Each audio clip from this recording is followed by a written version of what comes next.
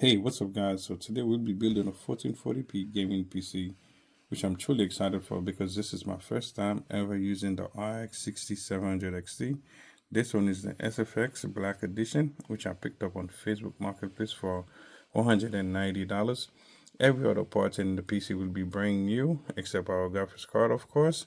Also, this build cost me right under $600 because of the case that I had to add a couple other statics.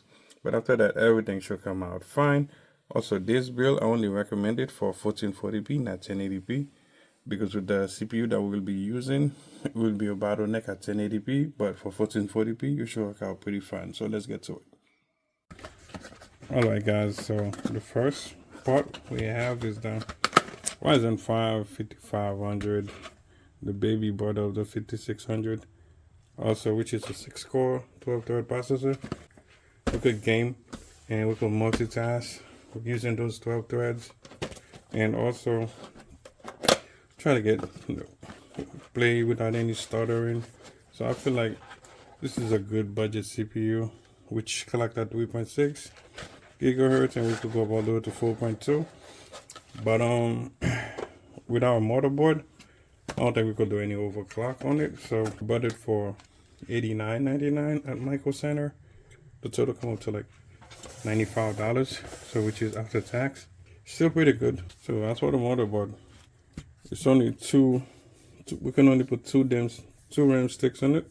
It's only 2 DIMMs, a single channel, and 24 pin USB 3.0 header.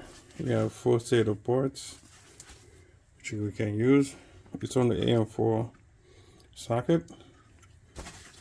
And this is a basic motherboard, so it's just only a 4-pin for the motherboard, and then also 1 M.2 slot. This is our PCIe for our graphics card.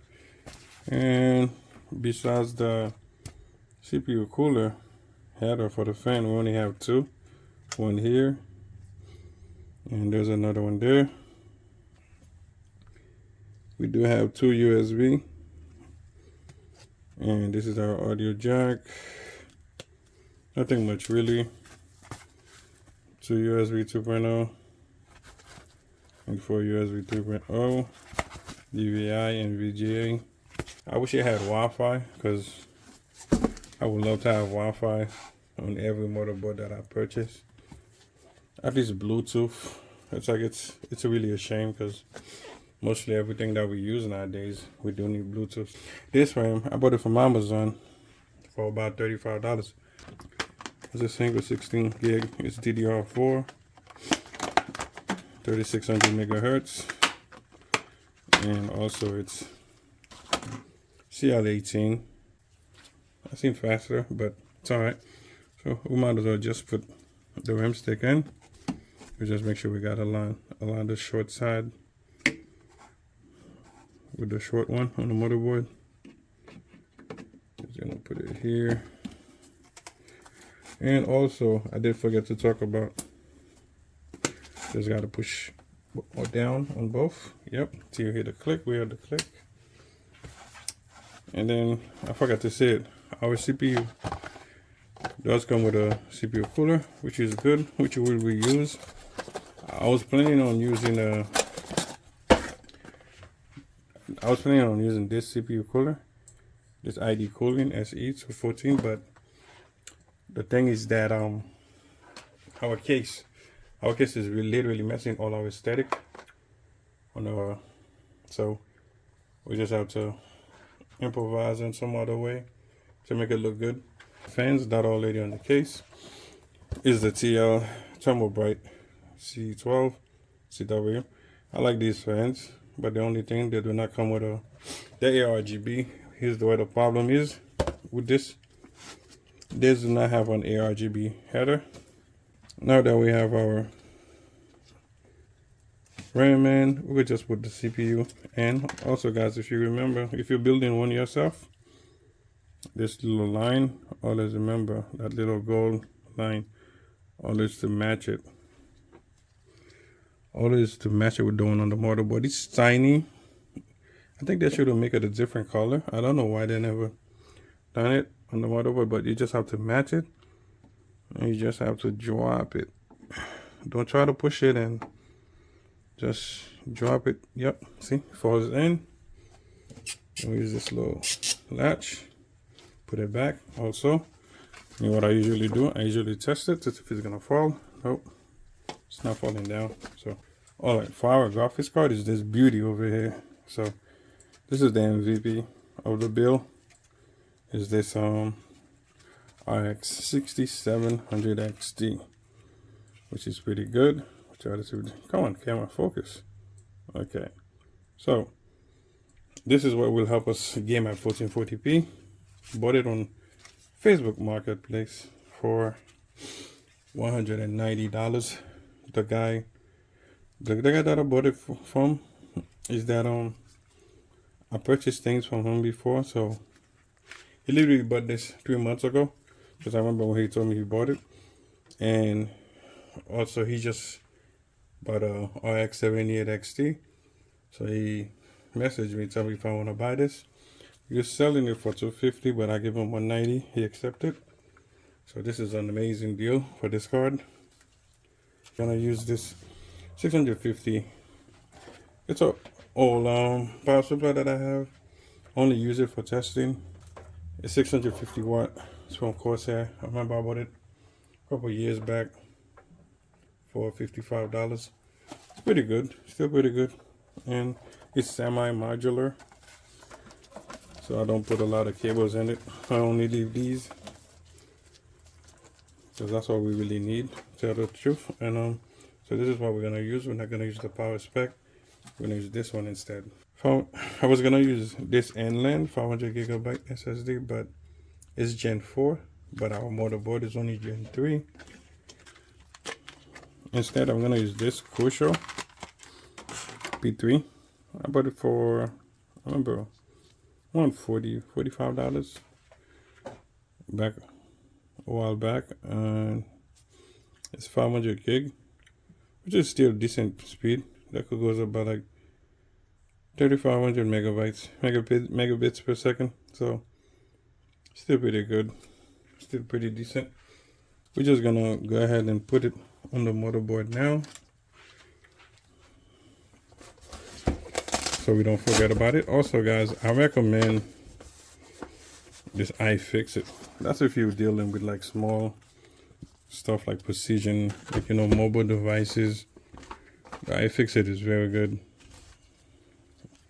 And also, this is the thermal paste we're gonna use. You just align it together. You put it. Usually, you will hear a little click. There you go. Okay. You don't have to push. Just hold it down, and then you just screw it. This is where the magnet tip gonna come in handy. You just turn. Don't force anything. Just turn till it stops.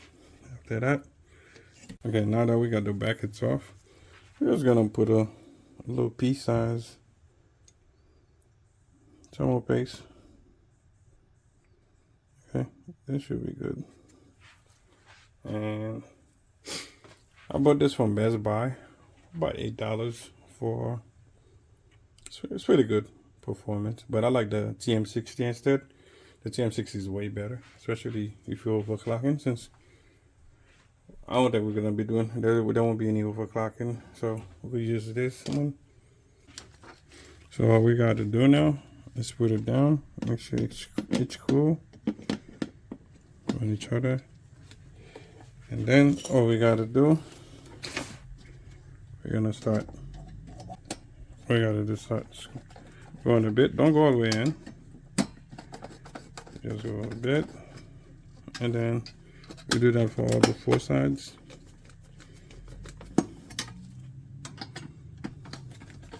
All right. So now,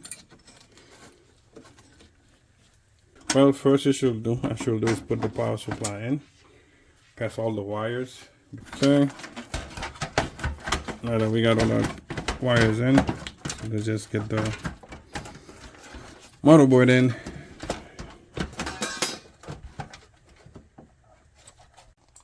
Alright guys, now we just remove this. I bought this, I had to order this from Amazon, like a It's a controller for the RGB, for the ARGB, because remember that our motherboard do not support ARGB, doesn't have any RGB connectors. It was about $12 because it comes with the remote. I could have just buy the one without the remote, but I feel like if you can control the lights, it's always better. I did bought some PSU sleeves, cables, to give it a bit of static. So you know, when you go for your static, so it's gonna cost more than just the simple regular look. And this cable sleeve was about, let's just say $20. I believe it was like 17 something plus tax.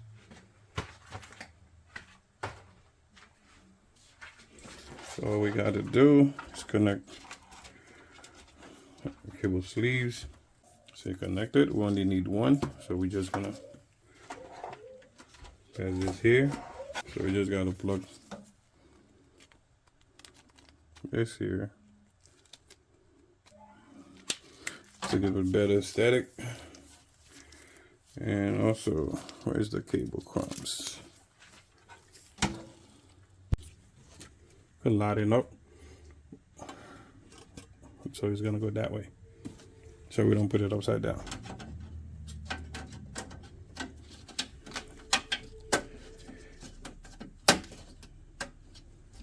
We're just gonna align our motherboard in to make sure all the standoffs are there.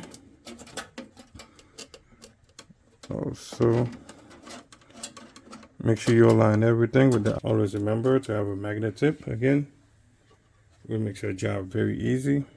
I usually go around the corners, but I like to put this one first.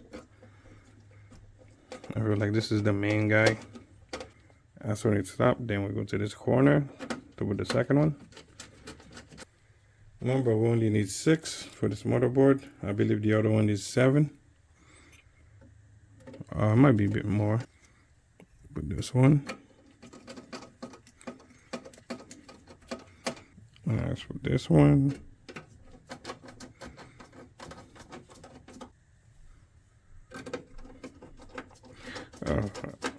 Alright, we got everything in. So now let's start plugging some wires. Is this one usually be on the right side, and there's always one ground. It's bottom right. The reset is the bottom right.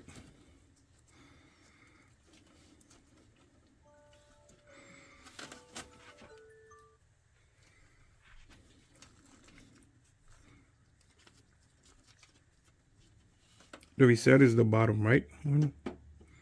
Put it down, face like that.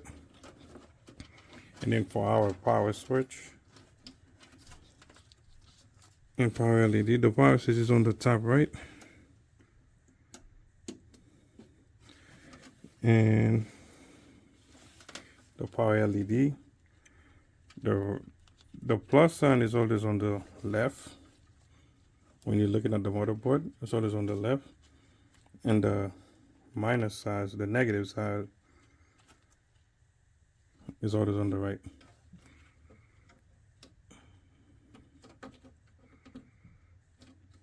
Connect the fan where it says CH fan, CHA fan. Just put it down. You don't have to. Remember, do not force anything. Since you're messing with pins, just put them straight down. If it's not going in, that means you're not putting it. You have to turn it.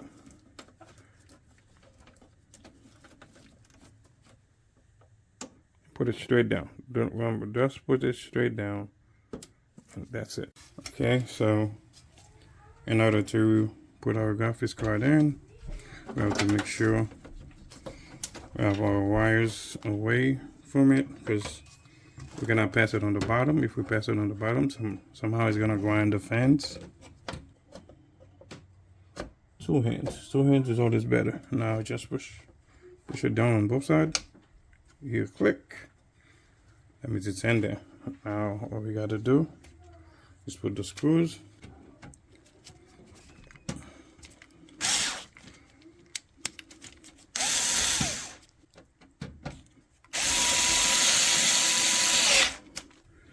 Alright.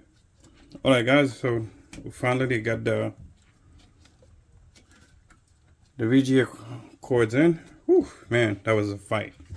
I couldn't even record it because it was a fight just to get in there. Guys, building in this case is an adventure. Okay, and this is how the back look. Cable management. Whew. That's the thing about building in these small cases. Like the back, it will usually look like this, and also I stuff a lot of wires in the hard drive cage. Alright guys, now we're just gonna put everything back.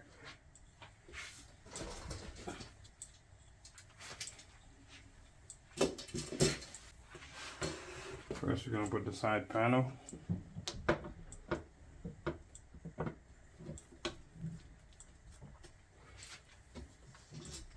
The top.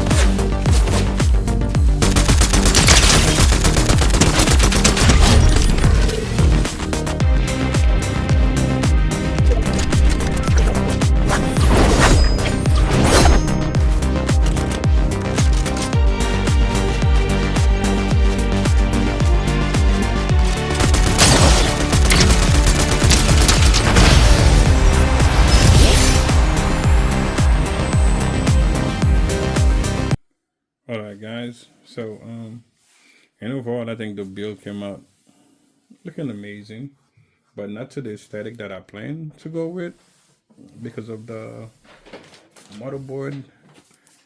Because the motherboard I was planning on using was this one, this full-size micro ATX motherboard, which is like $3 cheaper than this one that's in the case.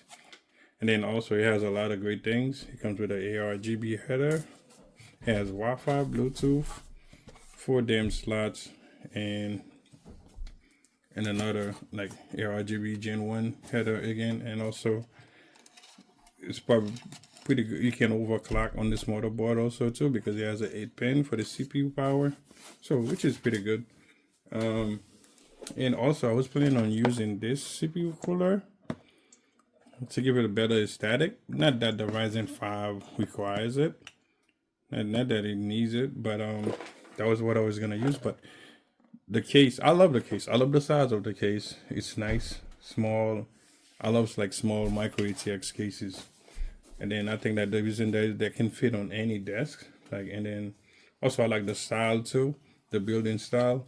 But two things like Redragon can improve on, because this is the MC211 from Redragon, is the holes on the bottom that they put, because like they're like so small to the point that you can even pass the VGA headers through it. So everything have to go on the side, which I don't like the look, because as you guys could see, you can see the VGA cords, the PCIe cords on the graphics card. They kind of look like that. And also if you pull a full-size micro ATX in there, so I like the idea that they created this. They create this, so if you want to put a full-size micro ATX, you can use this. But if you use that in a full-size micro ATX motherboard, you're gonna block almost half of the fan. And also if you put like the 24-pin power, it's probably gonna start, scratching the fans while the fans are using. Not only that, it's blocking the airflow, which is this case has amazing airflow. I didn't even need to turn those fans to outtake, because like the bottom has great airflow. So for the top, and also you guys will see it too when I'm playing the game, like the temperature on the graphics card will be amazing, and the CPU. But the thing is that if you use this is gonna, the 24-pin is gonna block the fan even more, and then you might keep getting scratch on the fan when you're using them also, like when the fans are on. So that's why I don't recommend using this a full-size micro ATX on it, because it's gonna, they're longer also, they're gonna block the bottom, like where the holes where you're supposed to pass like the pin power cables is gonna block them too. But that's why it's the idea. I like the idea that they came, but I feel like they should have make it a size too, like where you could put a fan on the back side, or maybe just make it a little bit slightly longer. So if you could put the full-size micro ATX motherboard, like it don't block the fans on this. It's either put one fan on the back, or you just make it a bit longer. But then overall, I love the case. I love the idea, right? They have the light bar on the bottom. They have another light bar on this side, which is they don't need it. I don't think it's required. They don't need that. It looks great. I love the style. Plus, you could change the light bar to different color and everything. Whatever the fan is going to be, like the light bar will change to the color, which is pretty good. So like this is the RGB. Let's say I can just lock it. So with the controller. So which is pretty cool. I like that idea. That's very good. That's a very nice from Redragon. I give them that. But as far as like the using this, and also one thing that I'm seeing too, like when you build it, the PC, like when you put it on the motherboard, so when you screwing the motherboard down, so this will bend. Like let's say somebody that's building for the first time, it will bend like enough to the point that you might affect like the DIMM slots or anything That's on this side. So which is like because as soon you bending it, this will go down. As soon you screwing the motherboard down, this will goes down. Unless you know about it, or you have to build it carefully in it. So, and overall, the case is great. I'd say the case is great, and overall, people, but I just think the price point they had for it at first, I don't think, but thank God I bought it for $48, so $48 is pretty good. Thanks, guys. I'll catch you guys in another video. Thank you.